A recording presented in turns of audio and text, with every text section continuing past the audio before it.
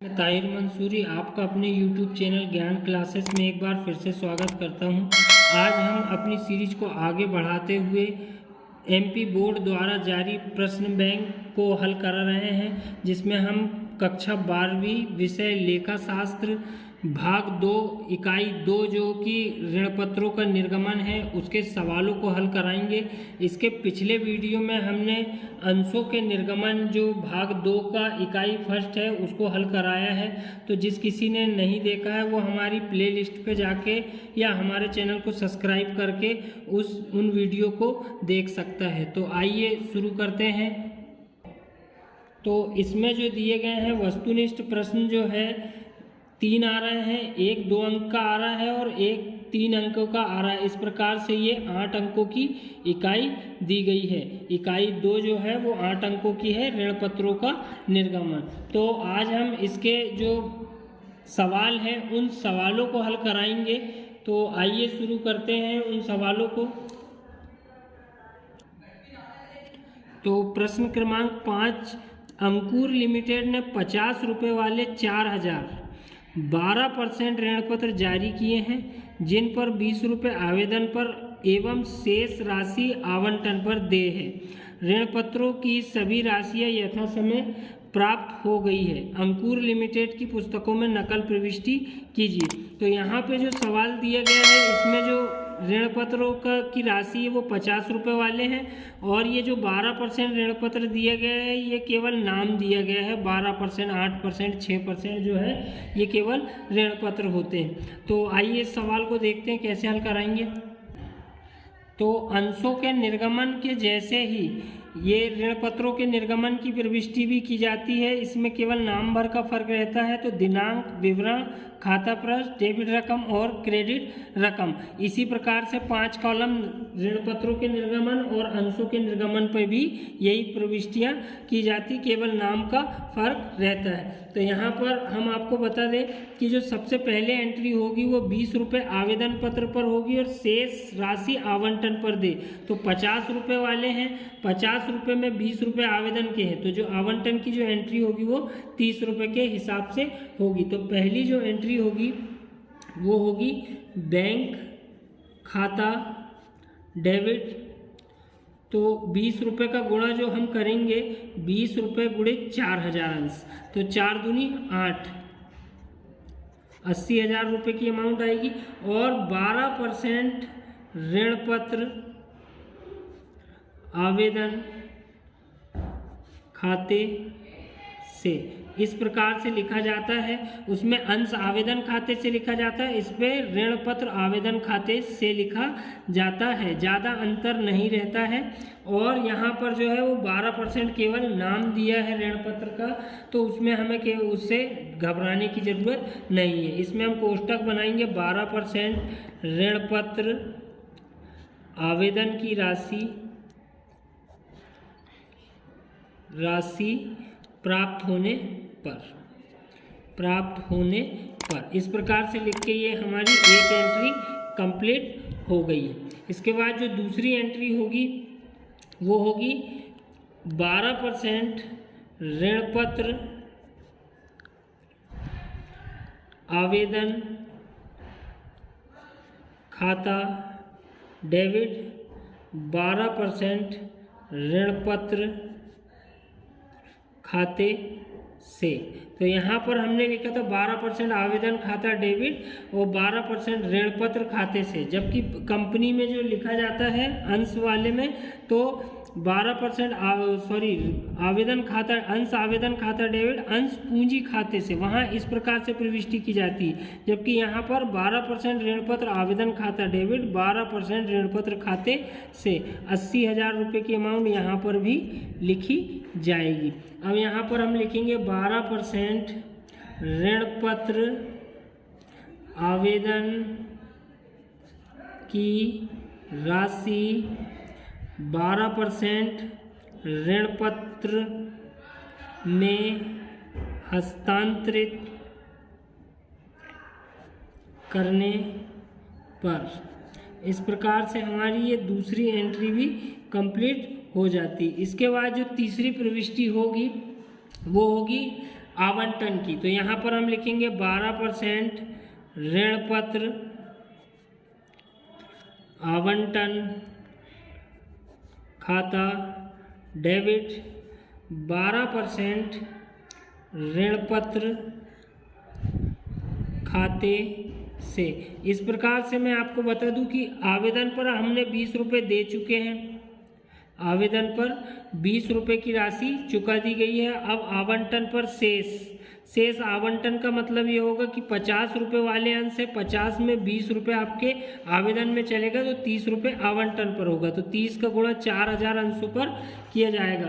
तो 4000 का गुणा 30 में करेंगे तो 4 तिया 12, 1,20,000 रुपये डेबिट में आएगा और 1,20,000 रुपये क्रेडिट में आएगा। इस प्रकार से हम यहाँ लिखेंगे 12% ऋण पत्र आवंटन की राशि देय होने पर, पहले कंपनी द्वारा मांगी जाती तो उसे हम देय होने पर लिख देते हैं। उसके बाद जो अगली प्रविष्टि होगी वो हमारी होगी बैंक खाता डेबिट, 12% ऋण पत्र आवंटन खाते से, आवंटन खाते से। तो यहाँ पर जो एंट्री आएगी वो भी 1,20,000 की आएगी और यहाँ पर भी जो एंट्री आएगी 1,20,000 रुपये की आएगी। यहाँ पर हम लिखेंगे राशि प्राप्त होने पर, 12% ऋण पत्र आवंटन की राशि प्राप्त होने पर। इस प्रकार से ये हमारा सवाल यहाँ पर कंप्लीट होता है और यहाँ पर योग लगा के इसका टोटल आंसर ला लिया जाएगा। इसके बाद प्रश्न क्रमांक 6 जो दिया है, एक्स लिमिटेड ने 10,000 6% प्रत्येक 100 रुपये वाले निर्गमित किए हैं। इन ऋण पत्रों पर समस्त राशि एक मुश्त प्राप्त हो गई है, नकल प्रविष्टि कीजिए। तो यहाँ पर मैं आपको बता दूं कि एक मुश्त जब राशि प्राप्त होती है कंपनी को तो उसकी केवल 2 एंट्री होती है। तो 6वें सवाल को हम कैसे हल करेंगे? तो सबसे पहली जो एंट्री होगी वो होगी हमारी बैंक खाता डेबिट। अब यहाँ पर जो नाम दिए गए हैं, पिछले सवाल में 12% था, इसमें 6% दिए गए, तो 6% ऋण पत्र खाते से। अब यहाँ पर जो अमाउंट आएगी वो 10,000 अंश है, कितने रुपए वाले हैं? 100 रुपये वाले हैं। तो 10 का गुणा 100 रुपये में किया जाएगा तो 4 और 2 6, 10 लाख रुपए की जो एंट्री आएगी वो क्या होगी? वो डेबिट में होगी और 6% ऋण पत्र धारी खाते से होता है। यहाँ पर जब एक मुश्त लिखा रहेगा तो 6% ऋण पत्र धारी खाते से 10 लाख रुपए की अमाउंट दोनों तरफ होगी, 2 2 4 1 5 6। ठीक, तो यहाँ हम लिखेंगे 6% ऋण पत्र की संपूर्ण राशि एक मुश्त प्राप्त होने पर।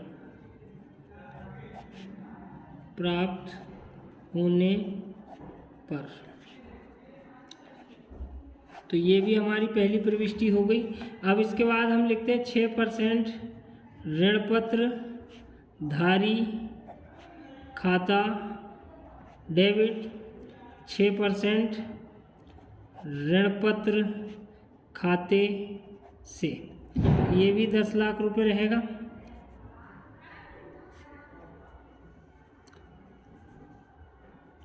तो यहाँ पर हम लिखेंगे 6% ऋण पत्रों की संपूर्ण राशि एक मुश्त ऋण पत्रों में हस्तांतरित करने पर। इस प्रकार से इसका जो टोटल आएगा वो 20 लाख रुपए का आएगा। तो दोनों पक्षों का जो योग होगा वो 20 लाख होगा। तो यहाँ पर हमारा प्रश्न क्रमांक 6वां, ये भी जर्नल एंट्री ही कहलाती है। तो जर्नल है या रोजनामचा प्रविष्टि है या नकल प्रविष्टि है, तो तीनों एक ही नाम रहते हैं। तो यहाँ पर 2 सवाल हमने करा दिए हैं। अगला सवाल बताते हैं। सातवां सवाल है, अंकित लिमिटेड ने 100 रुपये वाले 10,000 12% ऋण पत्र 10 रुपये प्रति ऋण पत्र प्रीमियम पर निर्गमित किए। यहाँ पर प्रीमियम का सवाल दिया गया है। ये आवेदन के समय सभी ऋण पत्रों की राशि प्रीमियम सहित प्राप्त हो गई है, तो नकल प्रविष्टि कीजिए। तो यहाँ पर प्रीमियम वाला जो सवाल है वो बहुत इम्पोर्टेंट है परीक्षा की दृष्टि से और आने की बहुत ज़्यादा संभावना भी है। तो इस सवाल को हल कराने से पहले हम ये चाहते हैं कि आप हमारे वीडियो को लाइक करें, शेयर करें और सब्सक्राइब जरूर करें। तो चलिए शुरू करते हैं 7वां सवाल। तो जो 7वां सवाल है, समय को देखते हुए इसे हमने पहले हल कर दिया, तो हम इसे बताएंगे कि कैसे हल होगा।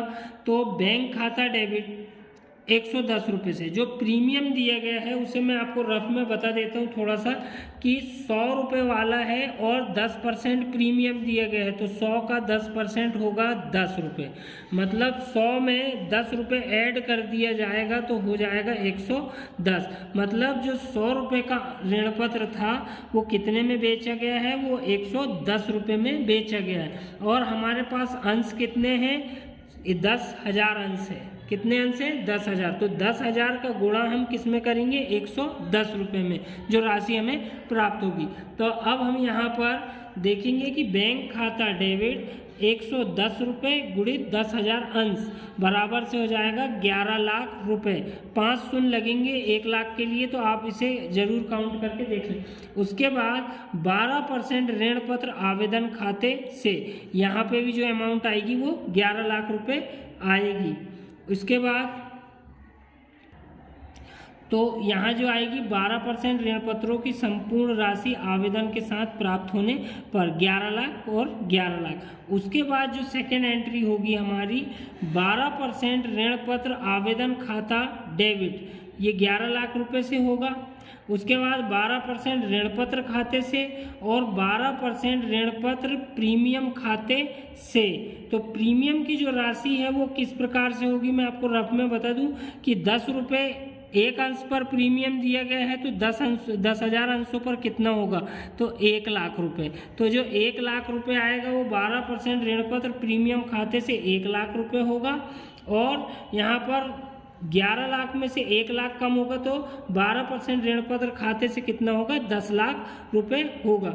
इस प्रकार से यहाँ पर 12% ऋण पत्रों की राशि ऋण पत्रों में हस्तांतरित करने पर टीप लिखना पड़ेगा और दोनों का योग लगाएंगे तो 11 दूनी 22 लाख रुपए का जो अमाउंट आएगा वो टोटल आएगा। तो उम्मीद करता हूँ आपको समझ में आ गया होगा। यदि समझ में ना आए तो आप हमें कमेंट कर जरूर बताएं। इसके बाद हम अगले प्रश्न की ओर चल रहे हैं। तो अगला जो प्रश्न है वो लिखा है, अक्षय लिमिटेड ने 100 रुपये वाले 8,000 10% ऋण पत्र 5% कटौती पर निर्गमित किए हैं। कितने पर, 5% कटौती। कटौती का अर्थ होता है बट्टा, बट्टे पर निर्गमित किए हैं। सभी ऋण पत्रों की राशि एक मुश्त प्राप्त हो गई है। जब एक मुश्त लिखा रहेगा तो केवल 2 एंट्री होगी और 2 एंट्री पे किस प्रकार से होगी हमने पिछले सवाल में बताया है, लेकिन यहाँ पर कटौती दी गई है तो कटौती की प्रविष्टि कैसे की जाएगी वो भी हम आपको बताएंगे। तो यहाँ पर देखिए क्या लिखा है, आवश्यक पंजी प्रविष्टि कीजिए। तो यह मतलब जर्नल ही बनाना है। तो यहाँ पर बैंक खाता डेबिट 10% ऋण पत्रधारी खाते से, एक मुश्त पे ऋण पत्रधारी का नाम आता है, यानी 10% ऋण पत्रधारी खाते से। अब यहाँ पर टोटल अंश कितने हैं, 8,000 अंश है। 8,000 का गुणा, अब हम 100 रुपये का 5% कटौती निकालेंगे तो 100 गुणित 5/100 अर्थात 5 रुपये जो आएगी वो बट्टा आएगा या कटौती आएगी। मतलब 100 रुपये वाला 5 रुपये घटाकर 95 रुपये में ऋण पत्र बेचा गया है। तो यहाँ पर जो 8,000 अंश है, 8,000 का गुणा 95 रुपये में किया जाएगा। तो यहाँ पर बैंक खाता डेबिट 8,000 गुणित 95, तो 3 शून्य के 3 शून्य और 8 × 40, का शून्य हासिल के 4 और 8 नम 72 और 4 76। इस प्रकार से 7,60,000 की जो राशि होगी वो बट्टा काट कर बैंक को प्राप्त होगी। तो बैंक खाता डेबिट हुआ है। 10% ऋण पत्रधारी खाते से भी 7,60,000 रुपये की प्रविष्टि यहाँ की जाएगी। इसके बाद जो दूसरी एंट्री होगी वो 10% ऋण पत्रधारी खाता डेबिट 7,60,000 से। अब यहाँ पर 10% ऋण पत्र बट्टा खाता डेबिट, यहाँ पर बट्टा डेबिट होता है और प्रीमियम क्रेडिट होता है, ये बच्चों को ध्यान में होना चाहिए। बट्टा डेबिट क्यों होगा? क्योंकि खर्च व हानि को डेबिट किया जाता है, अर्थात ये कंपनी के लिए बट्टा क्या है? हानि है, इसलिए हानि को क्या है? डेबिट किया गया है। तो बट्टा 40,000 रुपये कैसे आएगा वो भी हम आपको बता देते हैं कि 5 रुपये कटौती दी गई है। 5 रुपये कटौती दी गई है एक ऋण पत्र पर। तो 8,000 ऋण पत्रों पर कितने रुपए कटौती दी जाएगी? तो 8×5 40। इस प्रकार से 40,000 की जो कटौती है वो बट्टा खाता डेबिट होके 40,000 रुपये लिखी जाएगी और ऋण पत्रधारी खाता डेबिट 7,60,000 रुपये से होगा। और उसके बाद 10% ऋण पत्र खाते से टोटल अमाउंट जो है वो 8 लाख की आएगी। इस प्रकार से 10% ऋण पत्रों की राशि बट्टा काटकर हस्तांतरित करने पर, तो यहाँ पर 8 लाख और 7,60,000 मिलकर होगा टोटल योग 15,60,000 रुपये डेबिट का और 15,60,000 रुपये क्रेडिट का योग आएगा। कई प्रश्न बैंकों में कुछ गलत भी दिए गए हैं सवाल, तो आप हमारे वीडियो से उसमें सुधार कर सकते हैं। आगे बढ़ते हैं। इसके बाद जो शेष सवाल बचे हैं 13वां, 14वां, 15वां और 16वां, इन्हें हम अगले वीडियो में आपको बताएंगे। तो यदि वीडियो पसंद आए तो हमारे चैनल को लाइक कीजिए, शेयर कीजिए और सब्सक्राइब कीजिए। धन्यवाद।